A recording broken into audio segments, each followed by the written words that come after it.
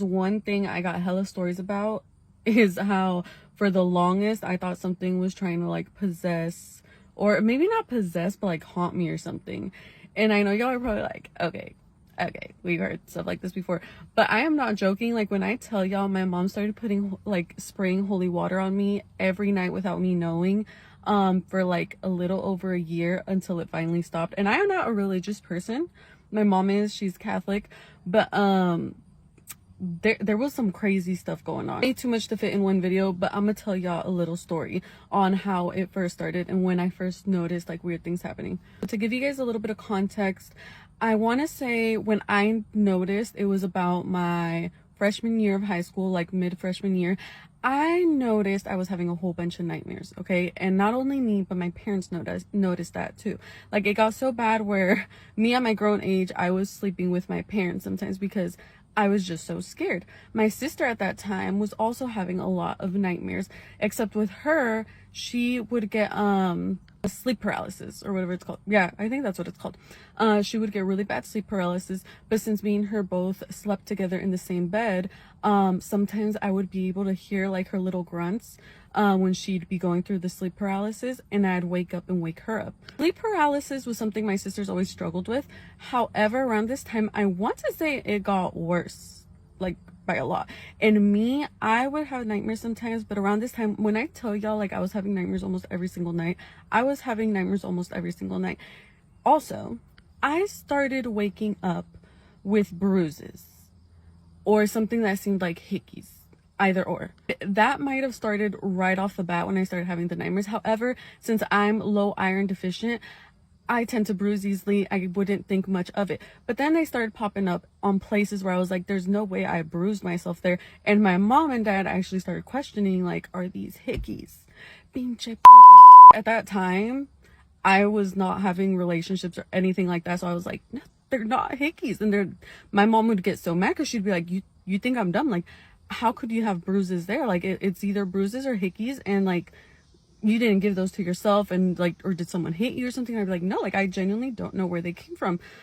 This went on for months, and the bruising or whatever it was started getting worse. They started getting bigger, and I started getting more of them. My nightmares also continued to get more like vivid, and I was just terrified. On top of that, I started seeing and hearing things, and it wasn't just me, it was my sister as well. There was one night in specific where my sister and I are getting ready for bed and we're starting to fall asleep, right? And then my sister, I'm like half asleep already, just jumps up, and I'm just like, dude, like what happened? She's like, something pulled my foot. Something just pulled my foot. And I remember I was like, you're tweaking, like nothing pulled your foot. Don't worry about it. Maybe it was me. Maybe it was like the covers that I accidentally pulled or something, and it felt like someone pulled your foot, but whatever. We start falling asleep again. I jump up because guess what I felt? I felt someone yank my foot. Now, me being the older sister trying to be like, everything's okay. My sister turns around, she's like, you felt it. It pulled you. I know it pulled your foot. And I was like, no. I felt something, but I think it was the covers. Let's take the covers off. We both take the covers off. I'm about to go to sleep again. Yeah, okay, keep in mind, this is going on. We are constantly hearing what we think is my dad pacing in the hallway. Keep in mind, my dad's bedroom, it was right next to ours. So like if he were to say something, we'd hear it like right next door. Okay, like, but my dad had a tendency to stay up late, and he would walk around the hallway, go to the bathroom sometimes, watch TV, sit on the couch, and then go to the kitchen to snack on stuff. And our house was small, so we could hear everything. And we would hear him like opening the drawers, and we would hear him walk to the bathroom and then go sit in the couch and then like keep walking through the hallway. And me and my sister were like, Dad keeps walking in the hallway like crazy. Why does he keep like walking in the hallway? Like, does he have like a problem with his bladder or something? Because we just kept hearing him go to the bathroom, not flush or anything, but like close the bathroom, open the bathroom, walk in the hallway, and then go to the kitchen, open, like we would hear the drawers and stuff open, right? And we just constantly kept hearing that. This all lasted like about 30 minutes, okay? This time it has been like 20 minutes or so, and my sister has already felt something pull on her feet once, and I have already experienced something pull on my feet 2 times. Okay, keep that in mind. Then we take the sheets off and we're falling asleep again. When I tell y'all, something yanked the crap out of my feet. Like, I jumped up so high on that bed that my sister was like, oh my god, oh my god. Like, she was freaking out because of how like freaked out I was. And right after that happens, like immediately after that happens and we're freaking out about it, we hear something fall in the kitchen. And it almost sounded like it fell from somewhere high up. So we were like, what the hell is that doing? And then we're just like, and before we can even like scream like, Appa! My dad starts screaming, what the hell are you guys doing? ¿Qué chingados andan haciendo en la cocina? What are you guys doing in the kitchen? And we heard his voice from his room, which was right next door. Yo, when I tell you, me and my sister just start crying and yelling for him. We're like, someone's in here, and they're in the kitchen, and we thought you were walking around. My dad's just staring at us. He's like, I was not walking around. And he like hurries up. He's like on dad mode. He's protective mode. Like, he's just like, oh hell no, like someone's in my house. This is crazy.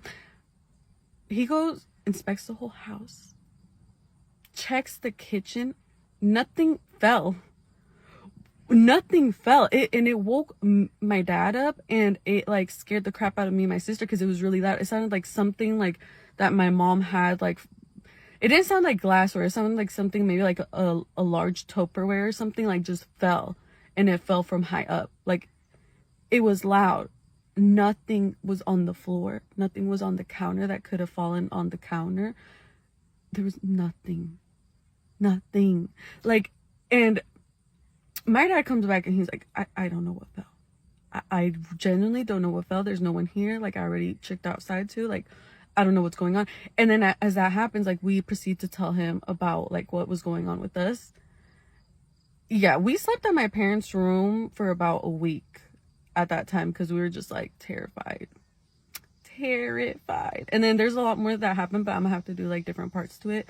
So let me know if you guys want to hear more, because I have a lot of these. This is an Appalachian story, but it involves pretty much every terrifying thing that you could think of that could happen in Appalachia, and this one terrified me. So this guy grew up in Henderson Ridge, and he grew up knowing these rules. Don't whistle after dark, don't answer the woods if the woods answer you, and if you see something in the woods that looks almost right, go inside. Now, he didn't take these rules seriously until the fall his cousin Jess moved in. One day, him and Jess are patching a fence line behind the house when they both hear their names being called, like by the tree line. First Brian's name, clear as a hello, and then Jess's. Here's the strange thing. It sounded just like his mother, as if she was tired. The only problem was his mother was in town closing up a pharmacy. So he looks down at his phone, and then he looks at the driveway, and his mom's car is gone. So they're just sitting there for a second waiting for their names to be called. They're just waiting to see if this thing says anything else. So at this point, they tell themselves that it's just the neighbors fooling around. But the next night, something stranger would happen. So the next night, they're inside when they start hearing something pacing the gravel beside the porch. Slow, deliberate rhythm, like a boot heel, then a scuff, then a quiet. Scary thing is, his dog wasn't barking. He went and hid underneath a chair, and he was shaking so bad that his heels started to click. Brian decides that he's going to open the door because this dude is brave. So he walks over to the door and he opens it, but all he can see is fog. A week later, his cousin begs him to ride into town for a late shift. He says yes, and they take what's called the Ridge Road. No shoulder, tight turns, and deer everywhere. Just past this old sawmill, his headlights catch this shape standing in the ditch. Then the figure starts rising up onto the asphalt, and he said that this thing looked like a deer if somebody were to describe a deer who had never seen a deer before, if that makes sense. The legs were too long and they were bending the wrong way, and its head was cocked to the side. It just made him incredibly uncomfortable. It stared straight through the glass right at him, the way that a person does, and he swears this thing did not blink. Jess just whispers to him,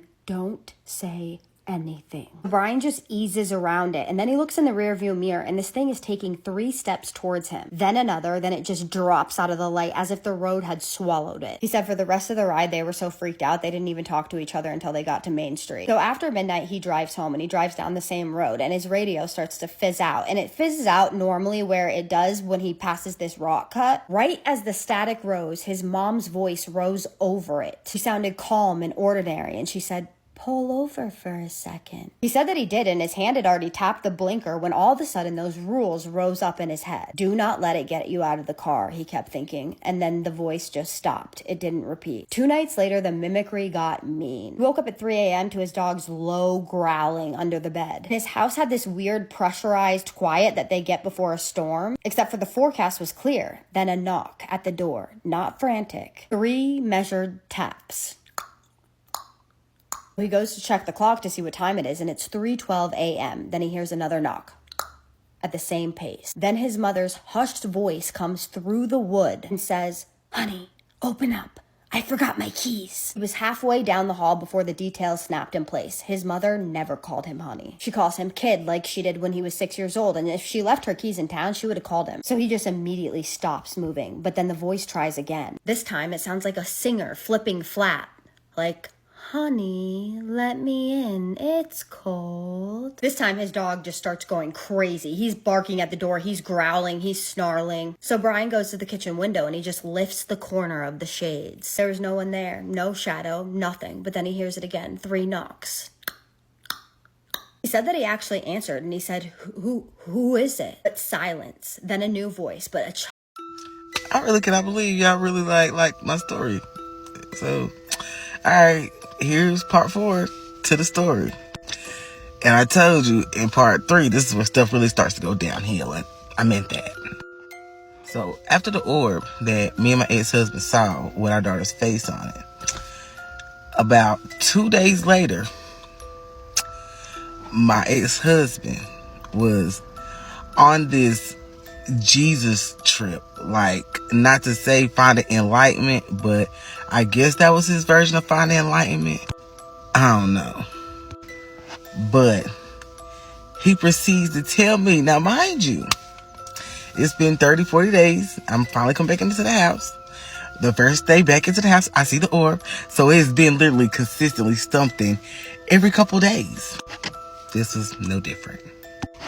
He proceeds to tell me that he cheated on me while I was pregnant with our daughter that had just passed away. And not only did he cheat on me, he cheated on me with one of my sisters. Yeah, one of my sisters. Now, mind you, I had asked him if anything was going on with him and this particular sister of mine while I was pregnant. And you know what a man gonna do. He gonna deny. But after the experience of our daughter passing and then seeing her face in the orb, he just said he felt compelled to come clean about everything he had done. I was beyond livid, to say the least. I had never felt a hurt and a rage like that, because I felt like my partner in life had stabbed me in the back right after me getting my heart broke from my daughter passing. So it's like something constantly was happening. Now let me add this. The brother and sister of his that I said I want to come live with me was currently living with said sister at the time. And everybody had me thinking I was crazy. But I knew I wasn't. So the day he told me about him sleeping with my sister, I told him he had to go stay with his mama at his mama's house. And the same fucking day, I tell him he got to go. Why does this thing want to amp up on the haunting? I've already had my daughter pass, hearing doors open and close, bottles moving on their own. Why does it want to start running up and down the attic stairs while I'm doing laundry? Bawling my eyes out doing laundry, and you want to play on my emotions? Come back for part 5. What's that? Oh, we thought 3-Eye Atlas was over with? No, it's now emitting some sort of a signal, but we don't really know what it means. Tell me more. Yeah, after we started tracking 3-Eye Atlas again, after its little trip around the sun, it's now pushing out some sort of a signal that nobody really knows what it means, or if it's saying something or what. But now we've got that going on.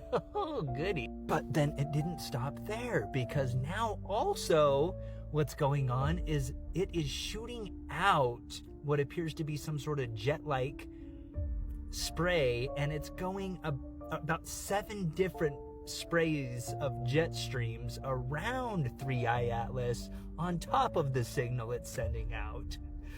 Oh, I love that. There have been several people now confirming that there is no way that this is a comet. And also, it is now getting even brighter. Oh, fun! Can we show them the older homestead? Yeah, let's go. As you know. No, it's not. No, it's not.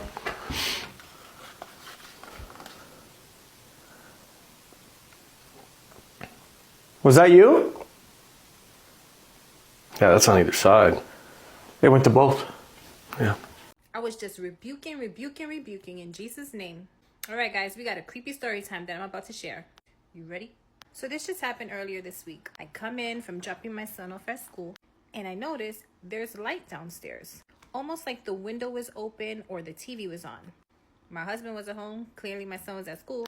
It was just me. Or was it? So something told me, pause right at the entrance of the door and keep my keys in my hand. When I get those thoughts, I listen. So I decided to go down the stairs and see what that was. So I'm walking.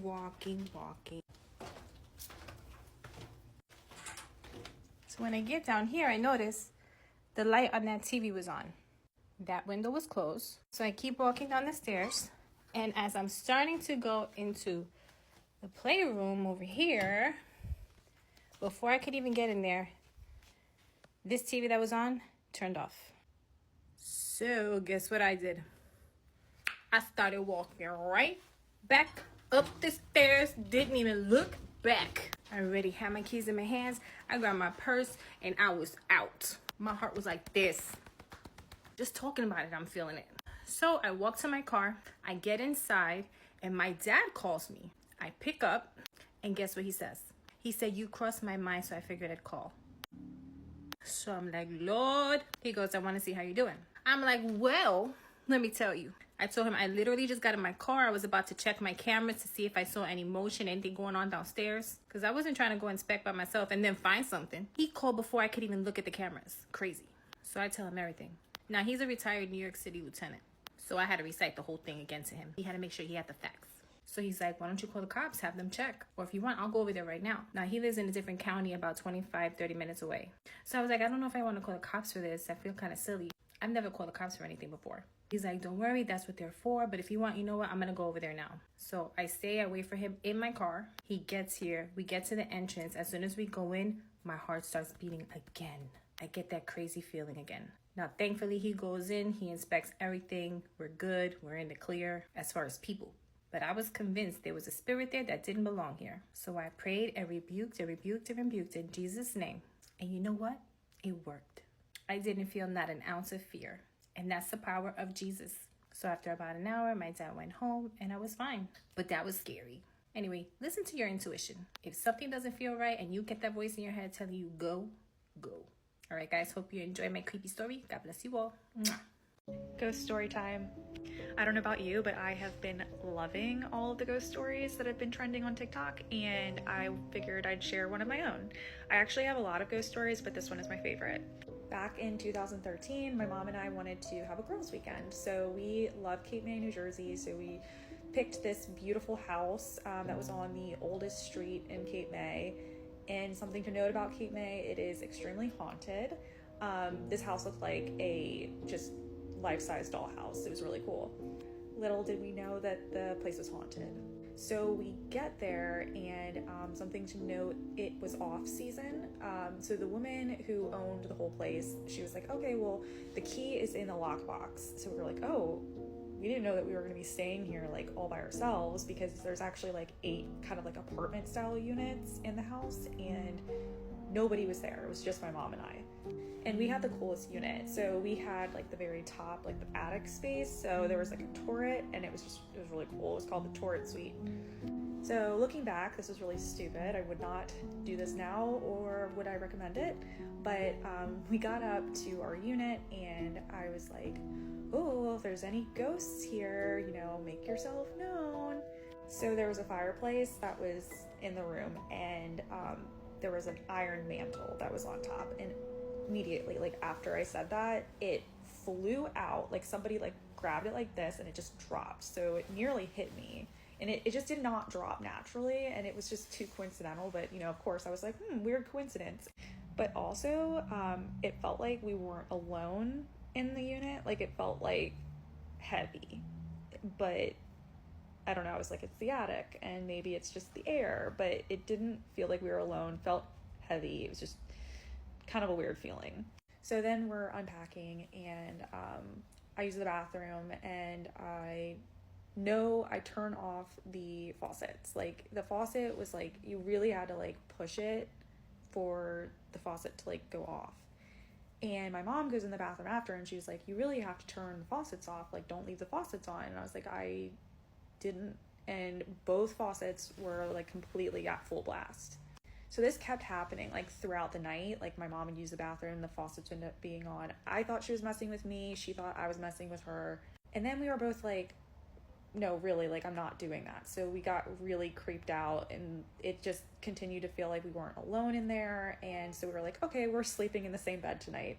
Needless to say, we did not get much sleep, but my mom did wake up in the morning, and she was like, I had like a really like deep dream, but it felt really lifelike.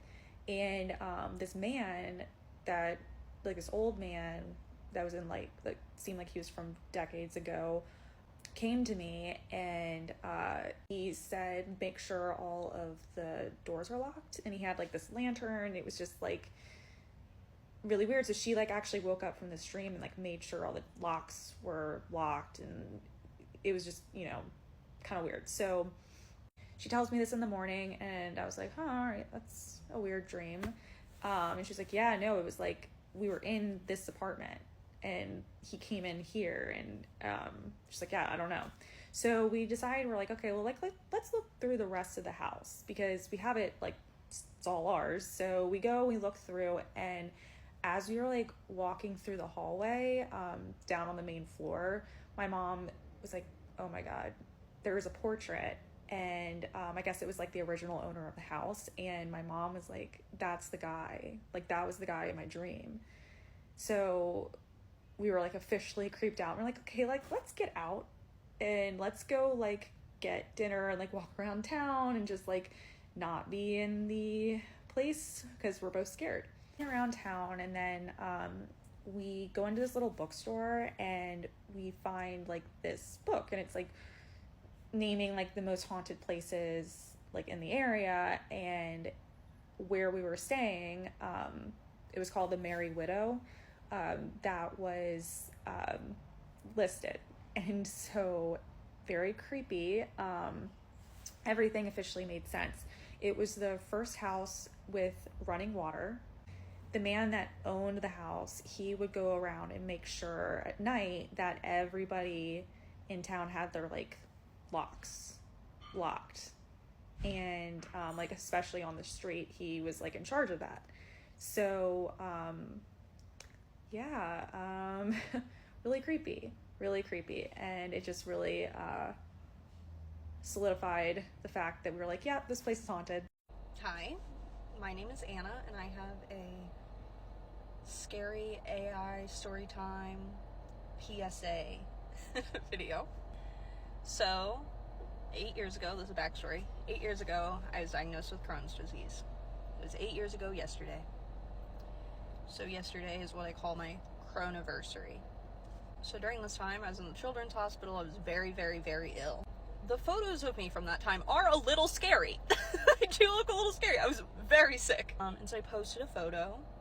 One of the ones that I, like, I'm like, oh, let me pick the ones that look the least scary, where I look like the least amount of dying. Okay. I post a photo of me in a wheelchair with like a pretty distinct background. I'm outside of the hospital. Here, I'll attach the photo here. Okay. So, posted that photo. Wow, it's been 8 years. Crazy. It's my Chronoversary. Well then, this morning, my friend Rebecca texts me and sends me this scary AI photo of this scary lady.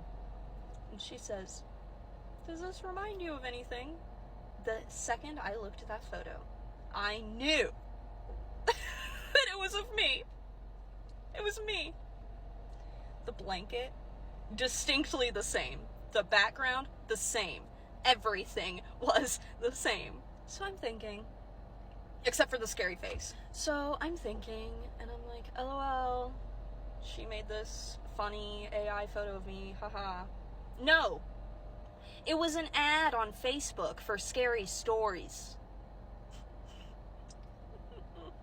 She didn't screenshot the ad, which, side note, what the hell, Rebecca? Why would you not screenshot it? Anyway, love you.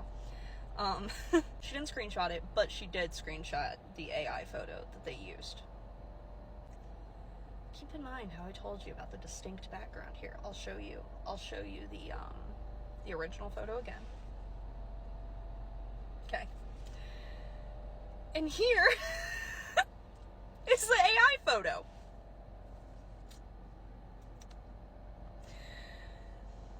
AI used me, a violently ill child, to advertise their scary stories. You know, I thought that was really funny. I was like, you know, that's crazy. Why would they do that? That's embarrassing. And I'm posting it all for you to see, so I guess it wasn't that embarrassing. But I couldn't believe it. I was shook. I could not believe it. But then the more I started thinking about it, you know, I was a minor when that photo was taken. You know, there's like lots of parents that don't believe in posting photos of their children on social media. And I've always thought, I don't know how I feel about that. I don't have children, so that's not my business or I don't feel like I get a say in that matter. And used that photo to advertise.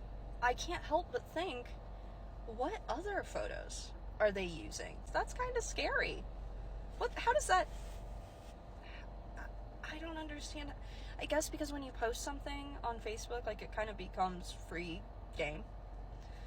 So for me, I happen to think it's really funny. Let me show you again the side by side. So I think it's really funny.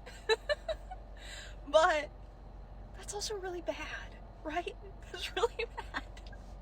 So, into the story, if you don't want AI to make fun of your photos, let alone your childhood illness photos, don't post them on Facebook.